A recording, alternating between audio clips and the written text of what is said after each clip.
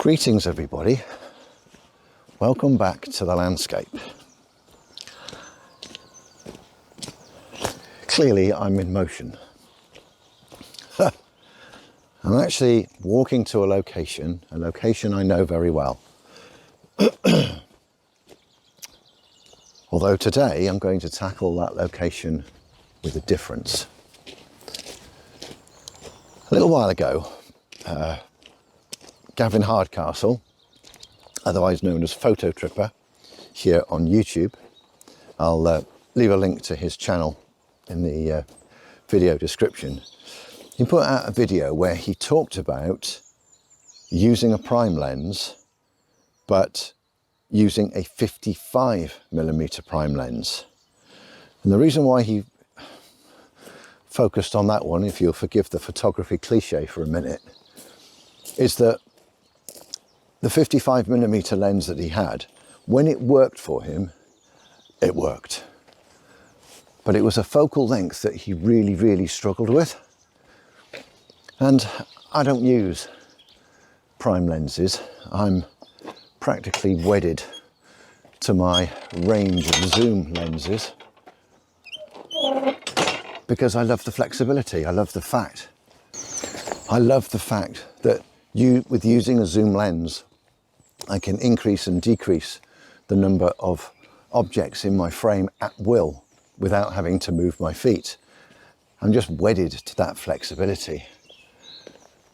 So, me and prime lenses, we have no history. And I've always had a... Morning!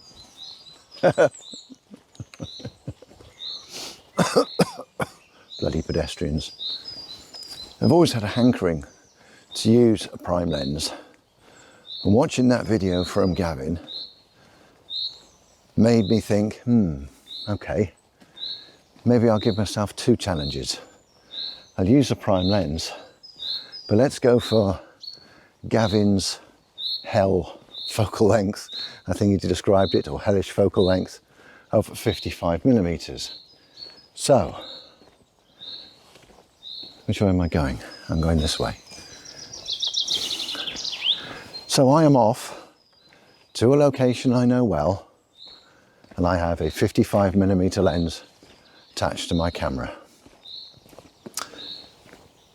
The 55mm lens I've got isn't a posh one, it's actually a vintage one. I think it's called a Viltrox. I think it's a maximum aperture of f1.8.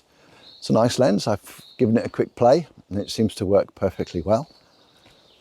But it's not a focal length I've ever used before. And I'm a bit intrigued as to how and if it's actually going to work. So let's get on location and let's give this lens a try. If this video gets published, then it worked. If it never sees the light of day, then it was a bust. Right, let's get on location and give this lens a bit of a try.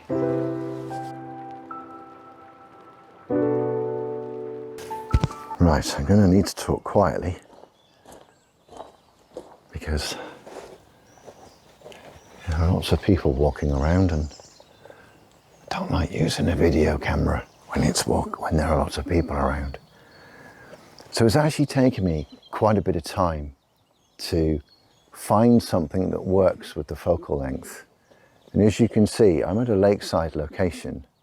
So there's a little bit of a limit with regard to how much I can use my feet, certainly in terms of walking forward. And no, I don't have my waders on. But I found a location here, found these two pretty little boats, reflection of the posts. There's not a lot going on up in the sky. I mean, it's a pleasant enough image, I suppose. I might actually slow it down, see if I can increase the impact of the reflection. But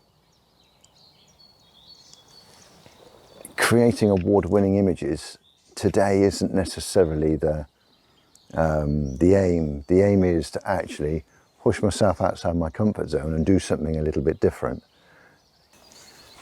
And I'm definitely being pushed outside of my comfort zone.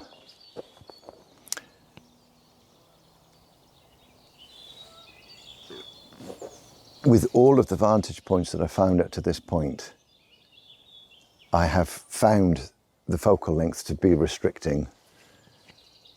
And I've had that urge to zoom in a bit and zoom out a bit, which I know I can't do.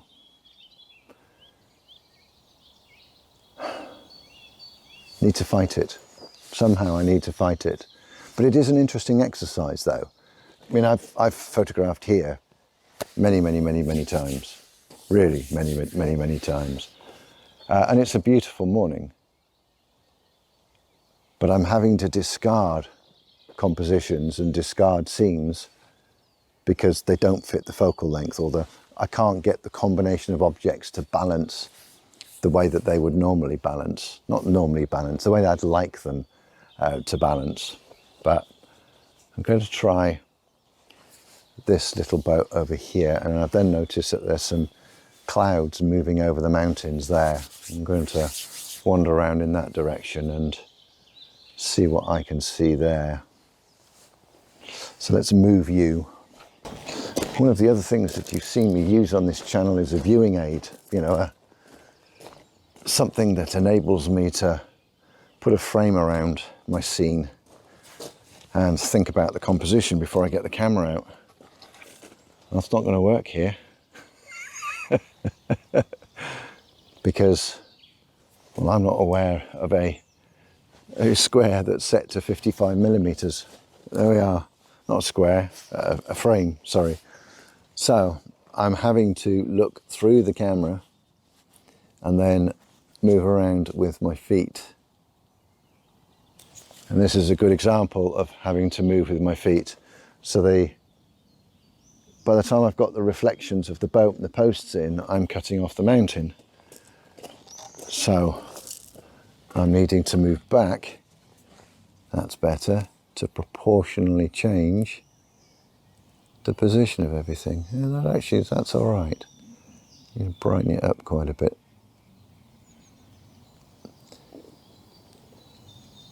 Like I say, creating award-winning competition images isn't necessarily the aim for this morning.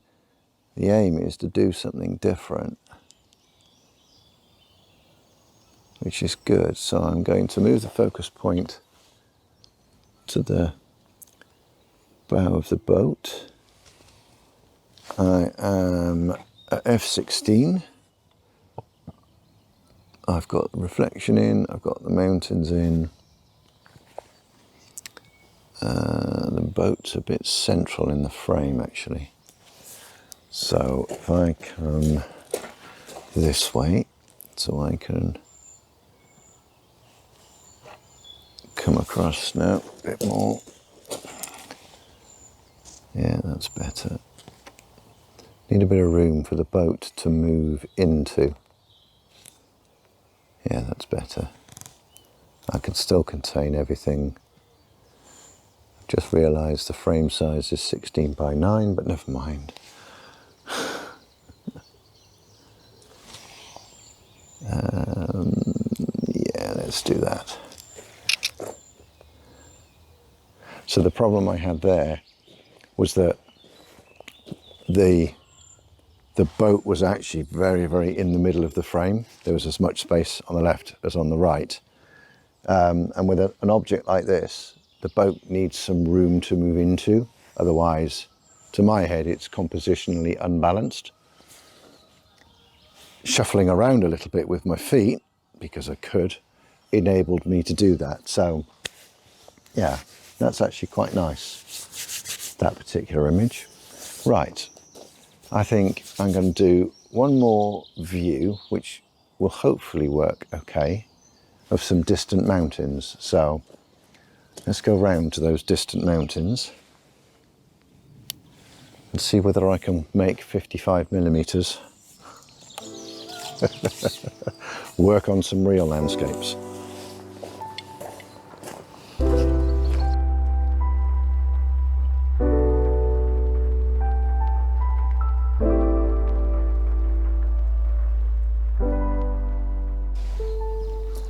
Right, I changed my mind. And I've changed my mind because this is a very, very chaotic scene in front of me with all of these boats, and we've got higher rowing boats here on the foreshore, and then you've got the motor launches in the background. And again, this is a scene that I photographed many times, and I always struggle here. And I always struggle because I'm always trying to contain what's going on. And this is a location where I would use my zoom lenses to help refine the number of objects that appear. I can't do that. I've got to make do with what I've got. And what I'm trying to find is a composition that captures kind of all of the lines and the wood. Just think, if I go a bit further forward,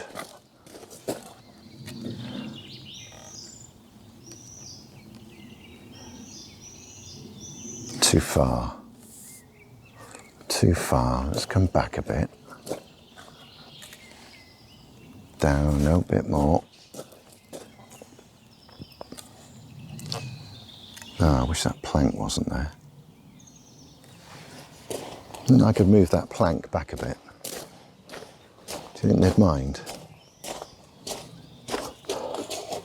No, I'm not doing it. Fine, I'll clone it out. No. Oops.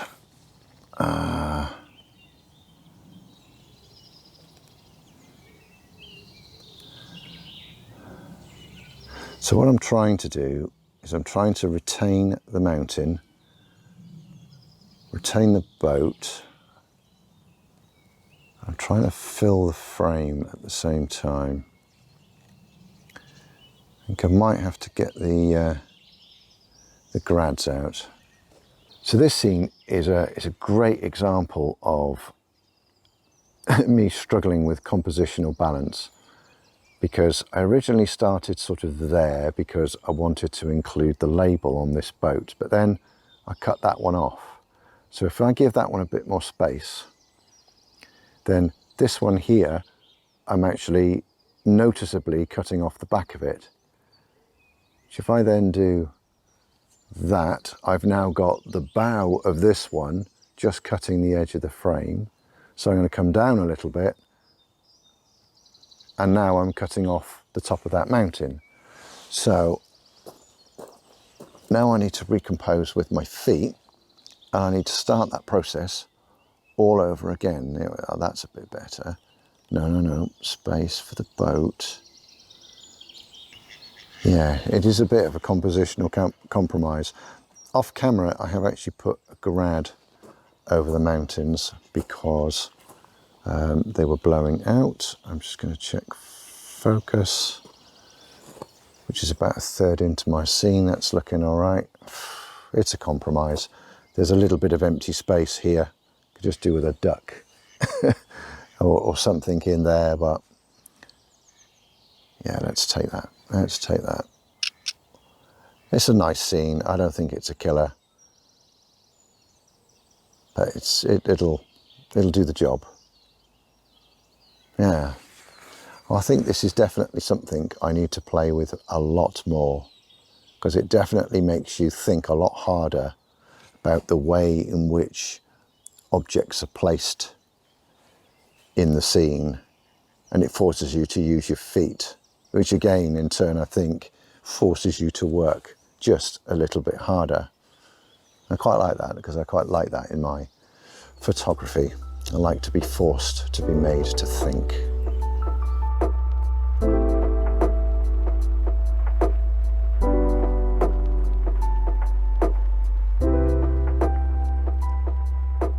So for me anyway, this has actually been quite an interesting exercise. And what this video doesn't capture is I've probably been out here for about an hour and a half looking for compositions that actually work to this focal length. And as I said on the previous segment, it's definitely made me think about how objects are placed in the scene and the relationship between them, and the, I was going to say compromises, the compromises you have to make. Am I convinced about a prime lens? Not sure. I'm really not sure. I think I'm right now curious enough to keep exploring, but not convinced enough to go and splash out on a range of prime lenses, even though I know that ultimately prime lenses are allegedly optically better in terms of quality. So for me anyway, this is unfinished business, and definitely something that I need to explore a lot more. And I think the advantage of doing it in a location I know well is that I know the challenges of that location, which I think pushes myself to challenge myself a little bit more, if that makes any sense. You kind of reveal the advantages and the flaws, if you like, a lot quicker. And maybe 55mm isn't a particularly good focal length for me. Maybe there are others, and I don't know, maybe I'll go and purchase a few more vintage lenses. This one wasn't very much. I think it is a Viltrox. I'll put up what it is in a caption, but it's an M42 fit lens, so I'm using it through an adapter. Aperture ring is at the back, focus ring at the front. Just use it like any other lens really, and it seems to work fine, and it seems to the quality, what I'm seeing on the viewfinder seems to be absolutely perfect. So let's leave this video here. I hope in some way it's been interesting. I hope in some way it's maybe inspired you to go and have a play with prime lenses. Like I say, certainly been an interesting exercise for me, and I'm planning to go to other locations today that I know, so I shall be taking this with me and having a play with it. But yeah, I'm starting to ramble. Let's cut this one. Hope it's been useful. I hope you've enjoyed it. If you like landscape photography and you're not a subscriber, please do consider becoming a subscriber to my channel. It's free and you can unsubscribe at any time. If you've liked this video, please do give it a thumbs up on YouTube. It's very much gratefully appreciated. Right, breakfast is calling. It's first thing in the morning, so I think we'll go and find some breakfast and then head back out into the landscape, and I shall see you out there. Everybody, take care, stay well and stay safe. Cheerio for now.